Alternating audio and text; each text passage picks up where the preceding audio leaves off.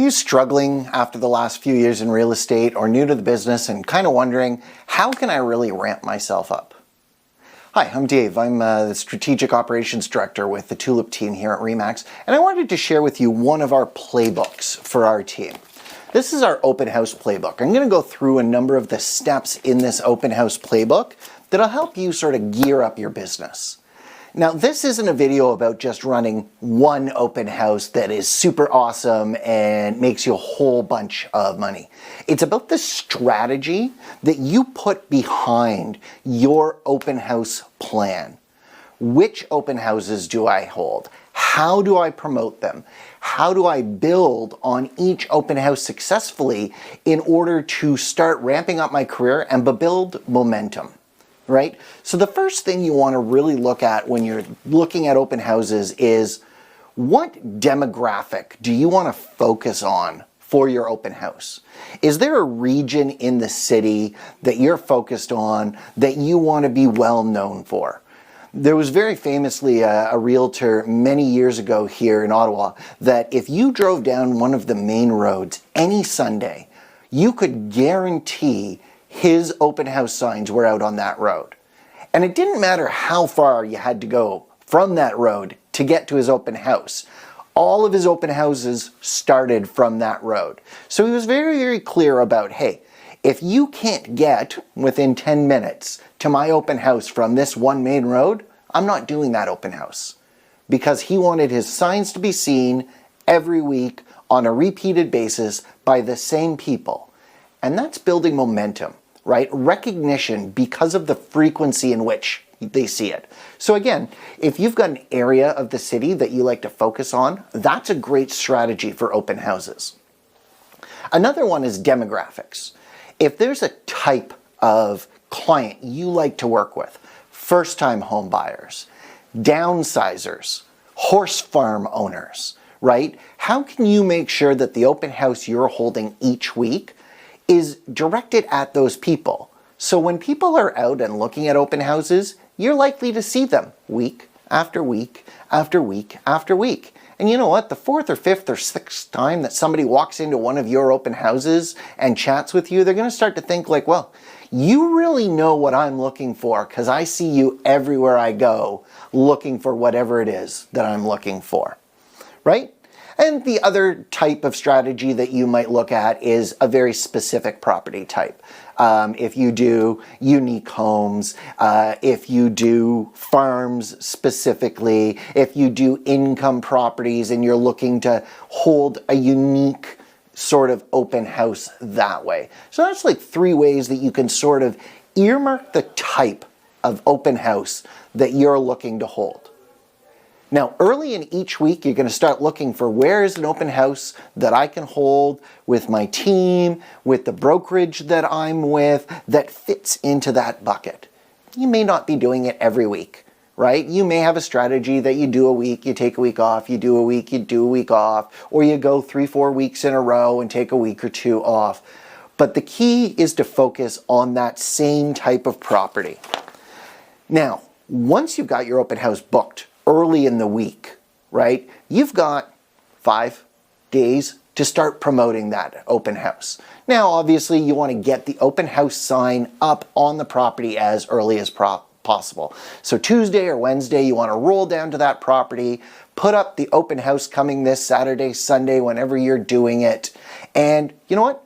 Take your phone out and do a selfie video, right? Hey, it's Dave here in front of this property. I'm going to be holding it open Sunday, this date, from this time, and I really want you to come out and check it out, right? You might post that video on your own social, but then you might start DMing that to people that you know that live in the area. You might start going through your database or your email list, however you're managing it, and say, who do I know that number 1 lives in that neighborhood, or number 2 is interested in that neighborhood, and just sending them a quick little note. Hey, Sunday's coming up. I'm holding a property open in your neighborhood. I'd love if you could pop by like 5-10 minutes early just to say hi to me. Tell me a little bit about what you love about the neighborhood. Well, if they come You can show them the house, number one. Hey, they might know somebody who wants to move into the area because people like to live around people that they know, like, and trust.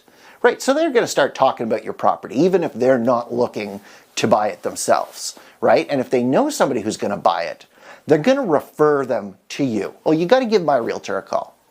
Number two, they walk out before the open house starts, and they've just given you a whole bunch of information about what's great for that neighborhood, right? So if this isn't a neighborhood that you know like the back of your hand, all of a sudden you're able to talk about the local Loblaws or the Metro or the Your Independent Grocer or the great corner store that has amazing ice cream during the summer, or the swimming pool that not a lot of people know about, or the private lake that there's a secret entrance to that nobody really likes to talk about if they don't live in the neighborhood. You get some of that on the ground, interesting information. Now, if you've got a mortgage broker that you're paired with, this also gives you the opportunity to get rate sheets really early in the game, right? I mean, I guarantee on Friday they're scrambling to build them. But if you're emailing them on Tuesday or Wednesday saying, hey, I'm doing an open house, number one, hey, come visit me and hang out with me if you want to, because anybody who comes through, you can see if they're pre-qualified and try and build some leads for yourself. And two, can you give me a rate sheet so I can show people, hey, what's it going to cost for you to buy this house? What kind of income should you have to be able to afford this house? People who are coming into open houses and just dipping their toe in the housing market might not have that expertise or that knowledge, and you giving it to them will help them understand, I thought I could afford this kind of house, but I really can't. That's not in my income. Now I know what price range I should be shopping in. Right? Haven't talked to a mortgage broker, haven't talked to a realtor yet, and all of a sudden you're the one who gave them exceptional value? Well, maybe the next time they want to see a house that's not being held open, you're the one that you're going to give a call to. So just an idea of sort of how to start that process to get ready for Sunday. Now, of course, there's the marketing, right? Starting it early in the week gives you lots of time to ramp up, right? You can drop your social media reel. You can build your graphics in Canva to drop leading up to the property open house date, right? You can run some online classified ads if you're going to be holding it. You can make sure that it gets marked as an open house on Matrix so that it shows up on the Ottawa Real Estate Board's open house list for the week well in advance. So people who are looking to get out to open houses because they know they're shopping know well in advance that your property is open. Doesn't just pop up on Saturday and they're like, oh, well, there was 3 others that I wanted to see. I might make that one if I can, or I might not. Right, and the last thing you can do for marketing, of course, is make up your own flyer for that property. Gives you the opportunity to head into that neighborhood a little bit early. Maybe Thursday, Friday, you can pop into that neighborhood. If you're a comfortable door knocker, you can actually knock on doors around the open house to let people know that, hey, I'm going to be holding the open house. Obviously, you live in this neighborhood, you know this neighborhood, you're not looking to buy.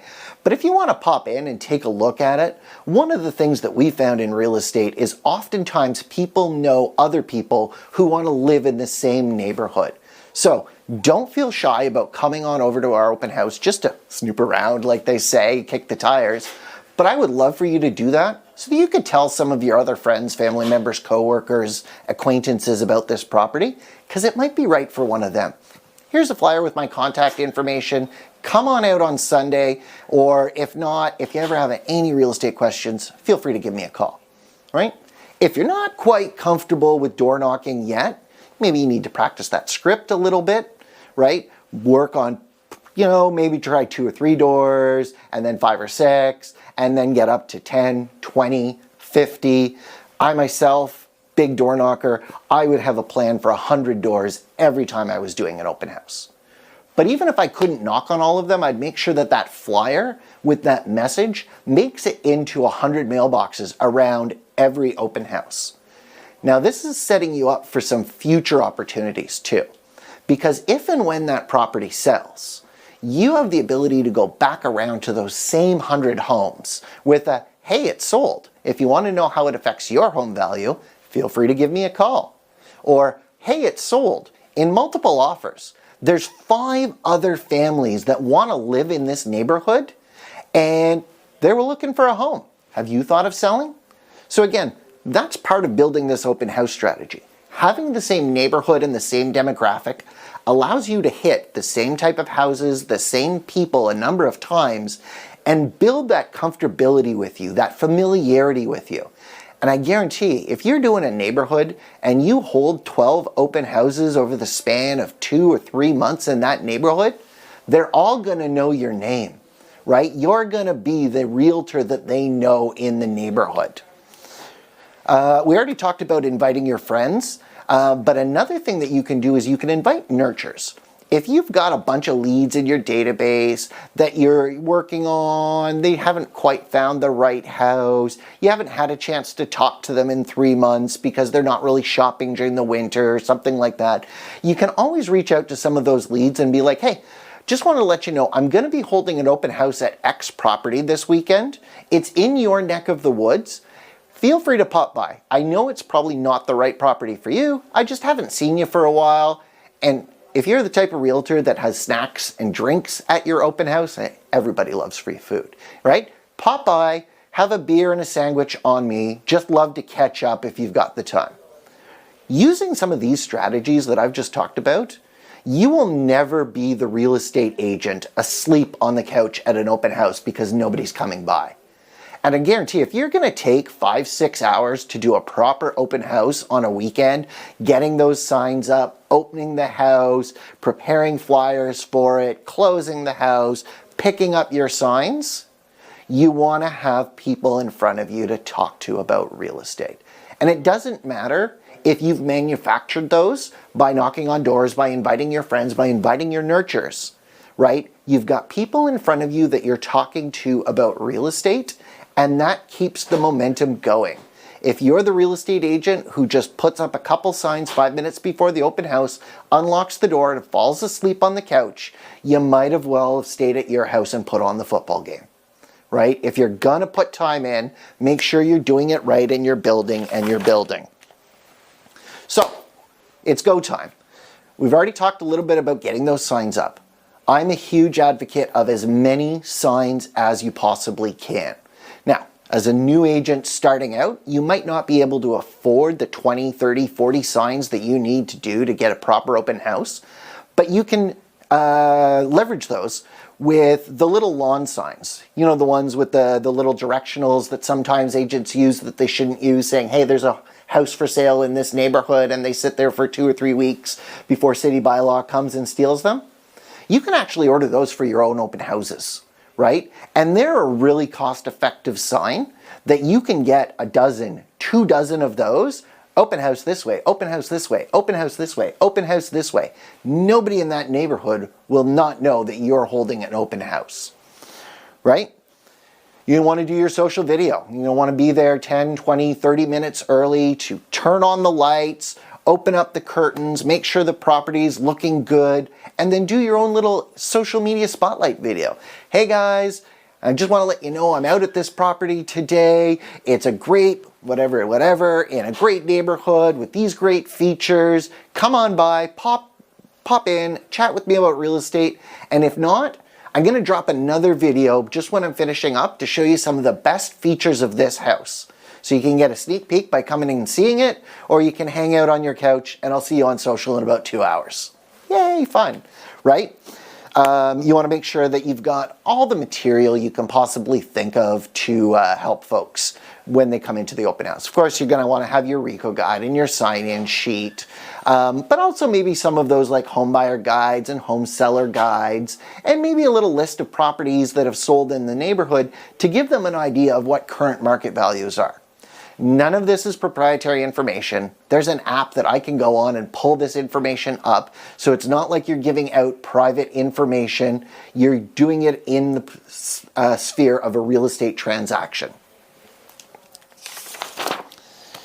All right, what else are we looking for? So one of the key elements of holding an open house is not necessarily to hold that house open to sell it, right? We've discovered that only about 1% of houses sell from open houses, but what you're looking for is to engage with people in real estate conversations, because there's a good chance that somebody who walks through there is going to buy another house. And hopefully, it's going to be with you because you've proved their value. So if they walk in and they self-discover that, you know what, they haven't really been conducting a real estate search, or they're so early in their real estate search that they don't understand what they're looking for yet, right? Well, you have that opportunity after they've self-discovered that, hey, this isn't the property I want to talk to. Well, maybe we should sit down, chat about what you're looking for. I've got a series of 25 questions I ask to help people self-discover what it really is that they're looking for. And that allows us to throw those numbers into a computer program and have it spit out the best matches, right? There might be 20 good homes for you.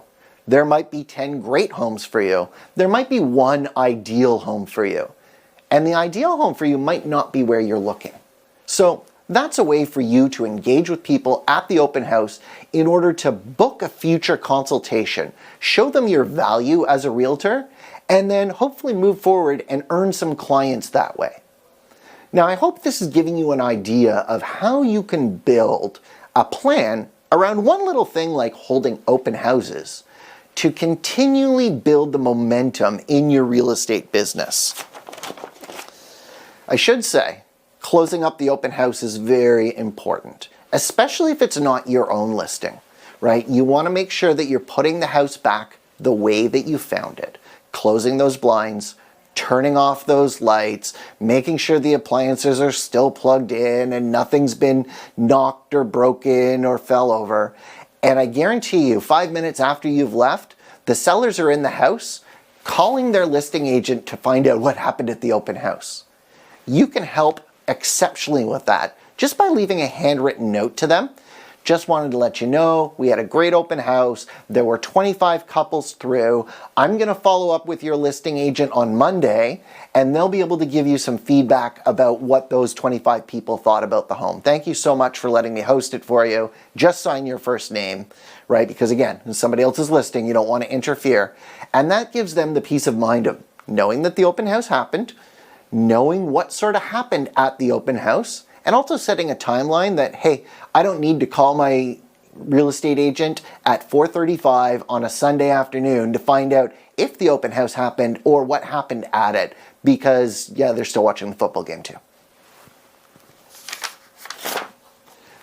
Oh, now we have the follow-up. You've run a successful open house. You've met a bunch of people, right? You let the neighborhood know. Well, now you have the opportunity to loop back around and touch those people again, building that familiarity, building that momentum, right? First of all, you're calling everybody back that said that they didn't have a realtor at that open house to say thanks so much for coming by. I hope you enjoyed the open house. I know it might not have been right for you, but have you ever sat down with a real estate agent and chatted about your real estate strategy, what it is that you're looking for? Right? It's another opportunity to move that conversation forward, to look to see what kind of needs that they have, qualify them to figure out, hey, are they just starting to think about it, or are they in the active looking stage, and if they find the right house tomorrow, they're going to buy it? Because if that's the case, it should be with you. And you want to prove that you have the value to offer to them for that. Sending thank you cards to any of the neighbors that happen to have come in, especially if you managed to get their address or figure out where they came from, is great. If you brought some of your own leads in, those nurtures, your friends, your sphere that I talked about, sending them a personal note. Thank you just for stopping by. You helped my open house look awesome just by being an extra body, so it looked super busy. Made those buyers feel like there's urgency to buy that house just because you were hanging out and chatting. I really appreciated your time. And of course, if you know anybody who's looking to buy, sell, or invest in real estate, you know who to call. Love you, buddy. So again, that's just a little sample of one strategy, one pillar in your business. And as you grow in your business, you're going to build multiple pillars. But if you make them deep pillars like this, I've been talking about an open house for 20, 25 minutes now, right? Building this kind of deep strategy for each pillar that brings you business, right, is just going to build momentum, strength, and character for your real estate business so that it becomes systematic. Number one, you know how to do it. Number two, you have a checklist. right? Everything that I just talked about is right here on a checklist for you that you're like, hey, Monday, Tuesday, Wednesday, Thursday, Friday, Saturday, Sunday, Sunday, and then you're done, right? And imagine having that for every aspect of your business. So I hope this is giving you some value. This is just our open house playbook. We've got a number of different playbooks for all kinds of different strategies. Again, my name is Dave Williams. I'm with the Tulip team at RE/MAX, and you have yourself a wonderful day.